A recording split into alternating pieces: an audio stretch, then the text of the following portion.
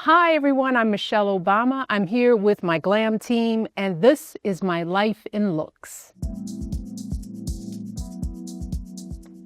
This is my sophomore year at Princeton, going to the library, and I'm in what appears to be a basic Levi denim jacket with a red vest. This was sports sack.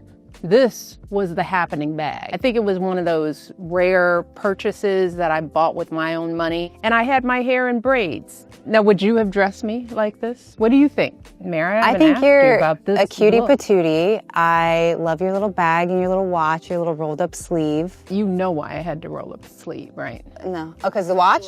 No, it was too short. It was too short.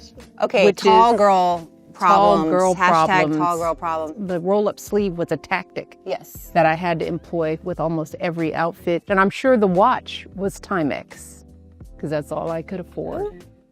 Aw. Who is that? You. When I decided to get married, I was like, let me go look at some gowns real quick, because I got to get this done. So I think I went on my lunch hour. How many dresses did you try on? You know, this is so me, right? I went by myself. Of course you did. I wasn't thinking like, now they make such a big deal out of bringing everybody. Did you have an idea of like what kind of dress you wanted? I wanted the hourglass silhouette. Okay. I knew I wanted to emphasize my décolletage. Okay. And this dress had sleeves that detached. Our first dance was unforgettable, Nat King Cole. I get the feels when I look at this photo every time. Look, I had no jitters. I had no doubt. I knew that I was marrying my friend and somebody that I could trust.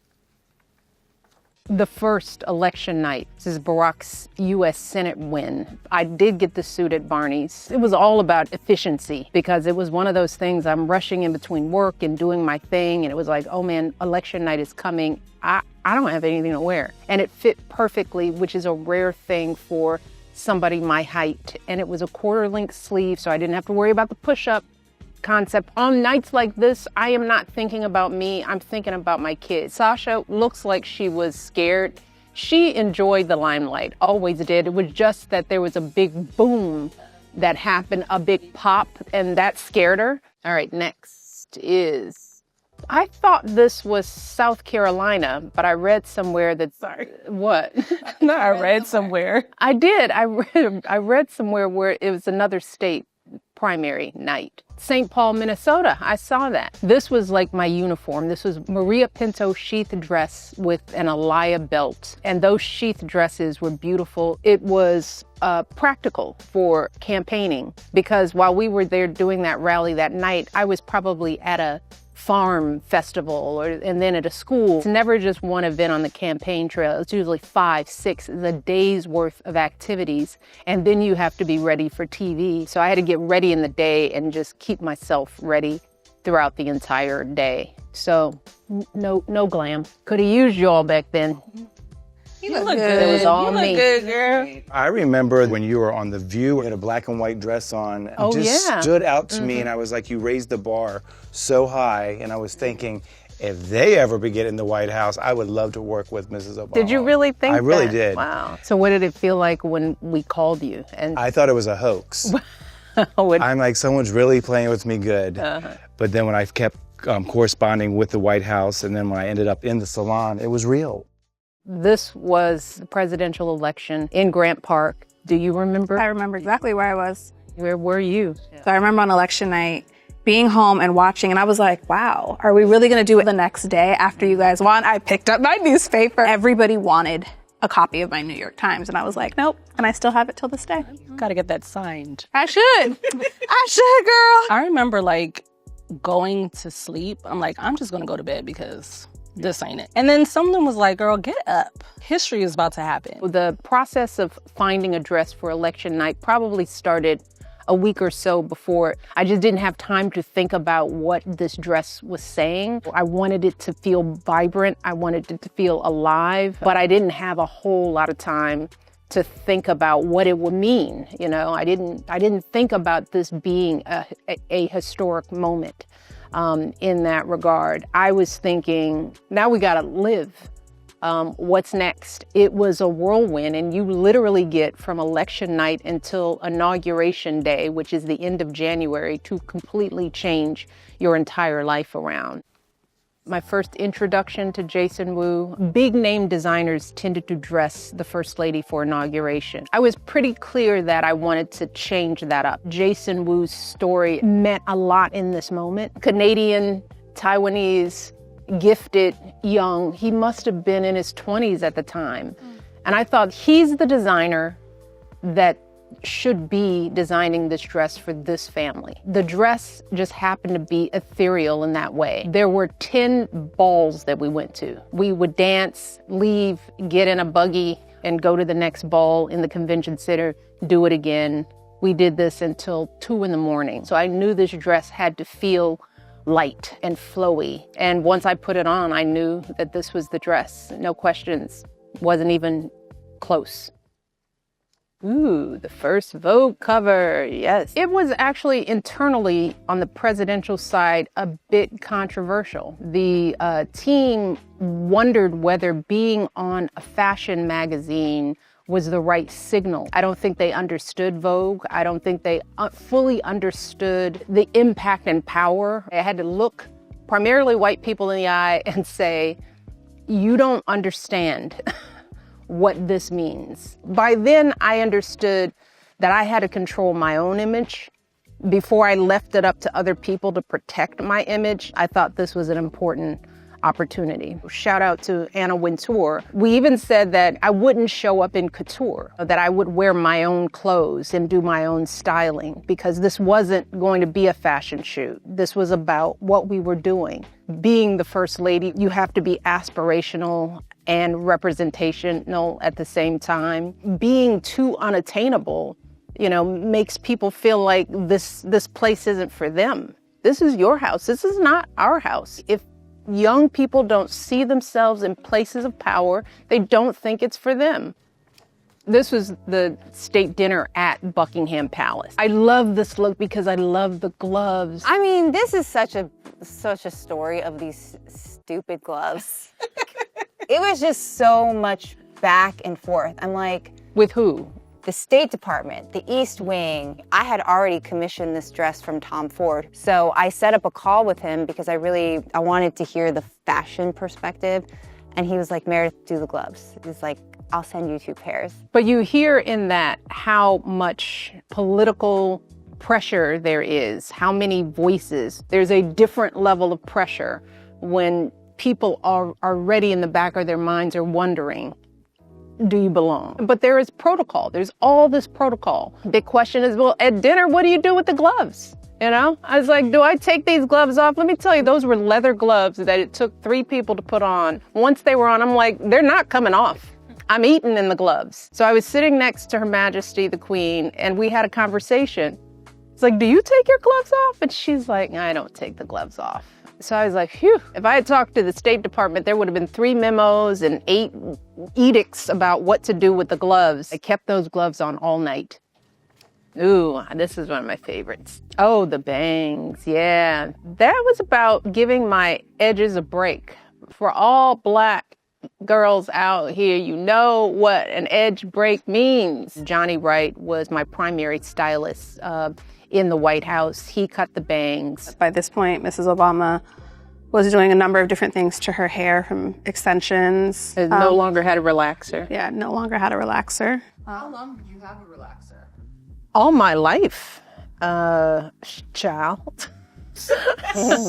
We had played with a number of different things, from wigs to extensions and things of that nature, and it was a conversation about really just giving her hair a break. And I always tried to keep my look fairly consistent so that the story wouldn't be, Michelle Obama has bangs, right? But it was. But it was. Expert page turning. Ta-da! This was the last state dinner. I know Meredith didn't think I would pick this dress. How were you thinking about Italy? I was thinking Italian designers. I was thinking, this is the last one. We can really go out with a bang. Growing up a lot in the 90s and seeing Gianni Versace and those collections, the craftsmanship, the way they approach design, the chainmail signature gowns, and you always look so beautiful in blushes and kind of really soft pinks. So I asked them if they could do rose gold, and it was just such a beautiful contrast of like strength and femininity and, sorry, body tea, like you were sexy. Period. Like it was just really sexy. Nothing wrong with that. I love the color. I love the way it draped her skin. I liked the flow. So when I chose the makeup, I went with a metallic rose gold eyeshadow, followed with a liquid black liner for a cat eye. This was like play for them too, because I understood that throughout these 8 years, they wanted to like go ham, right? Usually when I hear her not talk about the makeup first, but this was have fun, do your craft, and that's what we did. This was the last cover with Vogue with Annie Leibovitz. Annie had me in the garden. This was the result of us having a little more fun, a little more windblown, a little more chill. My comms team would always be like, nope, have her standing up, no, get her up from there. And you know, you could just see the wind coming out of the sails a little bit. So I had to tell my team, stay out of this. Let everybody do their thing. And that was the freedom of not having to worry about what anybody said. I was proud to do this. I went with a monochromatic look. It was a bunch of shades of nude eyeshadow, nude blush, nude lips, natural, pretty, and what? Like Carl be answering the makeup questions. Just like, He knows that. and I accented it with, yeah. And you know, the shimmer on the shoulders, a little lotion, moisturizer. Carl loved to shimmer. And she looks like herself. The boots are on becoming fire. Man. We don't need We're no fine. water. Let this motherfucker burn. This look was teetering on the brink of my comfort zone, but it was still beautiful. This was me telling my story. I wanted to be comfortable on what was a 35-city international tour. And it's like, we're doing pants, we're doing suits, with the exception of this look. This is a Balenciaga look. It came down the runway, I think, in yellow and blue. And I thought the yellow was really different and cool and like a little bit too much, but in a good way. I showed you a picture of the boot and you were like, yeah, I'll try it. And then I don't think I said it like that. I mean, if you're gonna wear thigh-high gold boots, it's in New York next to Sarah Jessica Parker. I was out of the White House, so it was a long trip. By then, I was wearing my hair natural curls much more often. A lot of times I'd do it when I wouldn't have hair and makeup. We had started wearing natural hair extensions at this point. We wanted to make it sure that it mimicked her natural texture. And she was like, this is easy. And she got really creative. And she would do twist outs on herself, especially because Mrs. Obama started going to the hair salon at such a young age. So it was kind of like reintroducing her back into her hair and her being in control. So she would be like, I just put 2 twists in my hair and I took it out and I like this. And I'm like, yeah, girl, that's a twist out. That's what that's called. A lot of people wear that style. So it was one of those things where it allowed her to play and experiment in her own hair, which is extremely important. I wanted to be able to recreate anything that they did. I didn't want to be caught unaware, you know. It's like, what happened to Michelle Obama? Everybody was on vacation and she looks crazy, you know. And I'm still that practical woman that's like, I got to be able to get up and at a spur of the moment. I don't want to have to say no to a date night with my husband because Carl's not available. Oh, yeah. Well, this, you know, look, Sergio Hudson, amazing. I mean, we saw this look and I was like, that's bad. That's a beautiful suit. That signature belt look, which just topped it off. So we did a curl set. I know a lot of people think it was a silk press. It was not a silk press. It was just a curl and a round brush. And I don't know what that is. I didn't anticipate that the hair would go viral. This is the first time that they had seen them again. It was nostalgic after, 2020, and it was just a powerful moment. And I think that everything together is what actually made the moment. This was Biden's inauguration. After January 6th, there was a feeling of unease and uncertainty. We were determined to go to the inauguration. But usually when I do big events like this, you guys come with me. I was very clear that I didn't want more people than necessary to be put in what could have been harm's way. Every decision was based on let's just get through this day. This look is on the Light We Carry book tour. I would describe the Light We Carry book tour as a little bit more casual, a little bit more cool, kind of, in my mind, elevated cool. Like it's something that still felt very much you in that sort of classic sense, but with edge. It was fun to be able to play in this space from a style perspective, and braids just went with it. There's so much versatility in it. So like, I just wanted to show everyone, like, it's kind of no different than having loose hair or having locks. Like, you can play with it in so many ways. So like, that was my own personal mission when we were on tour. I also understood the importance of making the statement that me as a Black woman, that we as Black women of all, there's so many versions of us. There isn't a political statement to it. This is just about how we wear our hair, what we want. And right now, I want to play tennis. I want to swim. I want to run. I want to jump. I do not want to sit in the hair salon for hours on end. Except for one day. Except for one long day when we are together.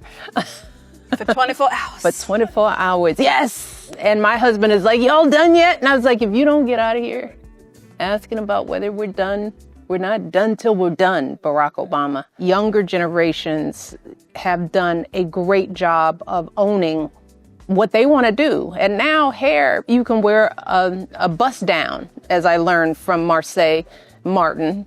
Thanks, Marseille. I hope I said it right. All right, this was the 2024 Democratic National Convention in Chicago. And this is a beautiful suit by Monsi. It just represented where I was at the time. Still in suits. This was my last political venture. I knew that I was going to do this because I believed in Kamala Harris. So I felt like I had to weigh in. So my focus was on what I was going to say. That's where I could leave the rest of the thinking to my team. Obviously, this is a big night. So many things happening. It's very important that the message comes across, but you did specifically request for a braided ponytail, right? I just thought it was a super powerful look, and the speech was one of the best speeches I've ever heard. But one thing I want to say about this night, just in general, fashion aside, outside of anything else, what anybody believes in, this speech, and speeches I've seen you give before, it was mind-blowing. This is up to us, all of us, to be the solution that we seek. You were one of the greatest orators of our time. Well, thanks, Mayor. It was truly amazing. We felt it, and people that were watching it felt it. This is at South by Southwest, 61 years old, starting a wonderful podcast with my brother. This time in our lives is more of a reflection of who I want to be moving forward. Meredith, you chose this look because we were at South by Southwest and you were like, let's do a little. But being able to play in that way now is a part of that freedom. And writing this book, The Look, is about sharing that journey. I mean, it has been quite an arc from being that little girl on the south side of Chicago to today. So I hope that when people read through this book that they understand that journey and hopefully they think about their own. Working with this team has truly been a privilege. It's just a blessing. It has been an experience of a lifetime, and seeing all the looks that we created that are iconic just kind of blows me away. And I just want to tell everyone here, I love you. I love you too. I just want to thank you all publicly from the bottom of my heart for just being outstanding every minute of the day. I love you all. And to everyone out there, thank you. Thank you for listening. This was my life in looks.